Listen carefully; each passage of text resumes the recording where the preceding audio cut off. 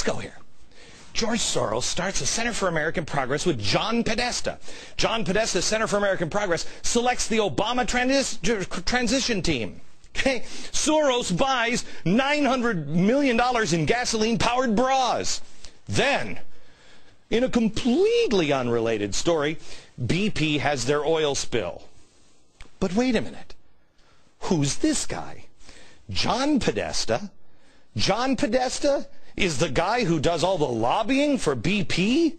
Certainly.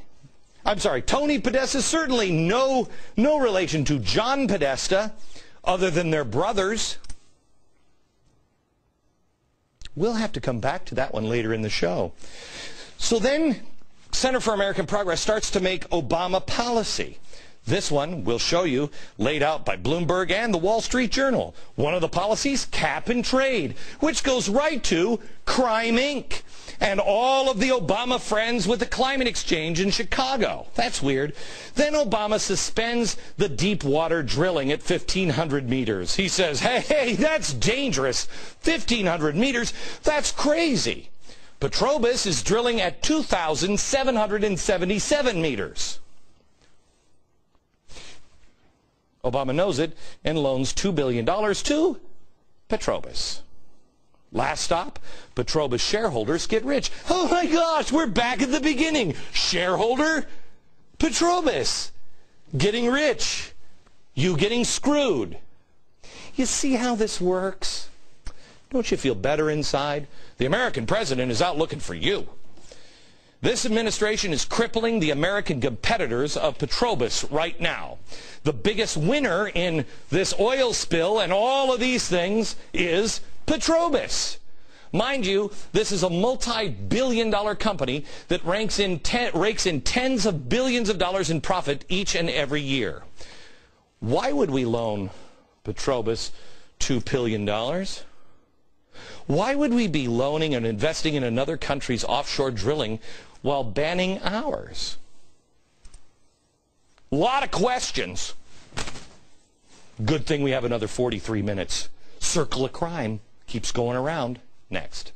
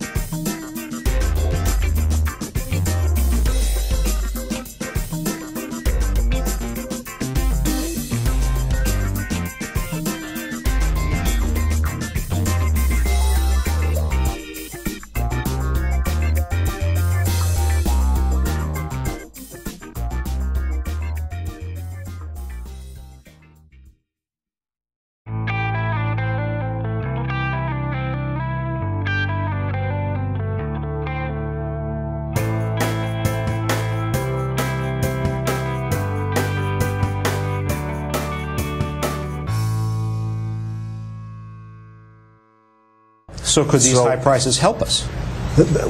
I think that I would have preferred a gradual adjustment. Meanwhile, gas prices hit a new record high, and the Energy Department says you can expect $4 gas through the rest of this year and into next year as well. I think that I would have preferred a gradual adjustment. Gas prices now hitting a new record high today, topping $4 a gallon. I think that I would have preferred a gradual adjustment. It's cutting deep into our pockets, and gas prices have once again risen to another record. And climate change is a great example. When I was asked earlier about the issue of coal, under my plan of a cap and trade system, electricity rates would necessarily skyrocket. Even regardless of what I say about whether coal is good or bad, because I'm capping greenhouse gases, coal-powered plants, natural gas, you name whatever the plants were, whatever the industry was, they would have to retrofit their operations. That will cost money. They will pass that money on to consumers. You can already see what the arguments are going to be during the general election. People will say, Obama and Al Gore, these folks, they're going to destroy the economy. This is going to cost us $8 trillion or whatever their number is. If you can't persuade the American people that, yes, there is going to be some increase in electricity rates on the front end, but that over the long term, because of combinations of more efficient energy usage and changing light bulbs and more efficient appliances, but also technology improving how we can produce clean energy, that the economy will benefit. If we can't make that argument persuasively enough, you can be Lyndon Johnson. You can be the master of Washington. You're not going to get that done. Senators.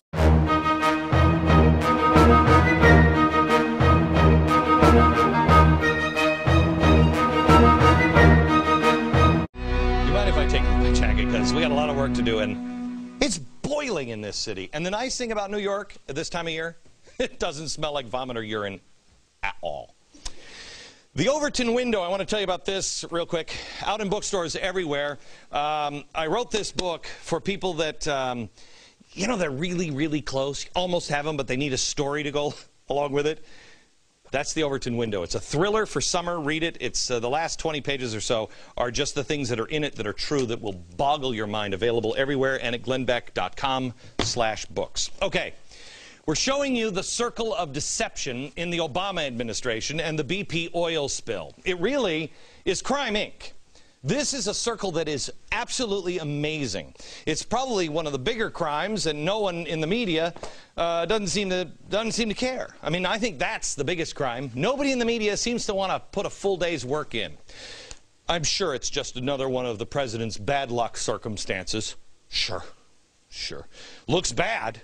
George Soros, the influential progressive billionaire, heavily invested in Petrobras and stands to make a fortune if the value goes up. And guess what's happening to the value because of what's happening with the Gulf and the whole thing that the Center for American Progress, which he started and runs by John Podesta and Obama, is now doing. It's last break I showed you his Center for American Progress. I touched on the influence over the administration. Oh, stop with the conspiracy. Yeah. I want to show you the response in the BP oil spill. Way back on May 3rd, the Center for American Progress said the White House should demand BP set up an escrow account worth billions to pay the Gulf Coast residents. Do we have that anywhere? No, just in here? Well, we did it. Yeah, it was done last week. May 4th, Center for American Progress suggested that Obama name a commission to investigate the causes of the BP oil spill. And on May 22nd, Obama did it. May 21st, Center for American Progress, John Podesta, privately implored White House officials, name somebody to be the public point person for the spill response. Yeah. And then, surprise, surprise, the Obama administration did it. If I got any of this wrong, Mr. President, you just let us know. Yep, dial 2. You got the number. You call me. This is not the first time that the Obama administration has listened to the Center for American Progress. They've got it all in here. All in here. They've got the Spain Green Jobs program. This is the report on Spain's green jobs. Okay? This is horrible. Damaging study comes out showing that for every green job gained, 2.2 jobs are lost in the private sector. Spain's already gone through this. Plus, each job gained costs hundreds of thousands of dollars in subsidies. Doesn't really look good. That's when Center for American Progress came to the rescue. Emails obtained through the Freedom of Information Act, do I have those here? Freedom of Information Act show that, here it is, here are the emails from the White House, Freedom of Information Act. They say, quick, White House, somebody call for the Center for American Progress and wind lobbyists and give us a response to this. Here's the response from the Center for American Progress. White House didn't even know how to answer it, so they had to send out emails. Help! They did. CAP also tried to discredit the study by coming out with its own study, which demonstrated that such investments improve efficiency and conserve energy and have very high rates of return, paying for themselves in a relatively short period of time. Sure. Other CAP issues turned out to be Obama issues. The smart grid. This is a great one. In fact, California, they just passed a bill that requires the Public Utilities Commission to develop a plan for the smart grid. Isn't that great? Center for American Progress wants it. Now California has it. What's really great is you can't get out of the smart grid now. Good to be in California, isn't it? Financial regulation. Center for American Progress says federal regulators should be allowed to seize failing financial institutions. The House bill, regulators would have the power to stop banks on a case-by-case basis from risky activities. Isn't that weird? You know who else has said that? Soros. He suggested the president should have nationalized the banks. Here they are. Are you satisfied with the job Barack Obama has done? No, I'm not satisfied. No. He should have compulsorily replaced the capital that was lost. Which in effect would have been nationalizing the banks. This is what they call nationalizing the banks. This is what they call, in my circles, where we all gather around conference room tables, people think we wear dark hoods and have candles around us. That's ridiculous. We're all naked at the time. But this is what we call nationalizing the banks. Oh, thank you for talking down to me, George. Last but not least, Center for American Progress promoted a spending bill that would jumpstart the economy. We all know what happened there, huh? Now we know the Apollo Alliance wrote the stimulus bill. It's no surprise, you ready? You're going to love this one, that John Podesta sits on the board for Center American Progress and the Apollo Alliance. It's a small world after all. So you can see the policies and the plan of action are near mirror images. Isn't it great? But don't forget, the man at the center of all of this, George Soros, can make billions of dollars. You won't be able to. You're going to get screwed in the deal, but he can. And he's working hard on putting a new system together for you. The great thing is the administration is helping him out. So far, it looks like they're willing to play ball, and they're doing it. But it goes deeper still. CAP's founder, John Podesta, has a brother named Tony Podesta. Remember I told you? Tony Podesta? What does Tony Podesta do for BP? Well, I want to show you this document. This is fantastic. Here it is. This is the lobbying report. I'm only showing you all of this stuff because I'm so sick and tired of people saying, Glenn Beck, he doesn't have any facts. This is the lobbying report right here. Tony and John got together and they started a lobbying company. Now, Tony just happens to be the lobbyist for BP. Okay? Now, this is weird because he's helping coordinate BP and John is helping coordinate the attack on BP, and they're brothers in a company that they both formed. It's almost like there might be a conflict of interest here. I'm trying really hard not to believe that this whole response to the oil spill is some sort of scripted progressive horror show here. But the more you find out, it's almost like there might have been a deal before BP. Why talk to the CEO? You didn't need to. John could just call up Tony. Tony could call John. George could set the deal, and Obama would execute it. Oh, I shouldn't say execution, should I? I'm just saying. Tony Podesta has more than one client. You ready? NBC Universal. Wait a minute. Hold it.